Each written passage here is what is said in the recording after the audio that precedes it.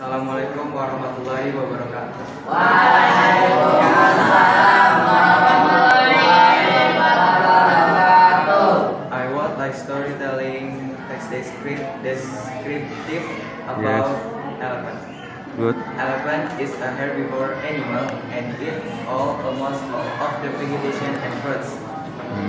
They have almost a skin, 4 legs with ears and long trunk. Elephants are known as the largest mammals. The elephants also have very sharp auditory because they have big and with ears.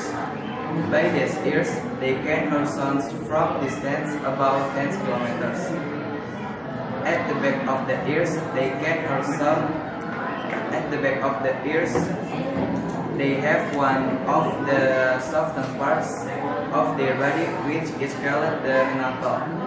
In a zoo, mahout or elephant trainers use their feet to steer or give command to the animal via the knuckle.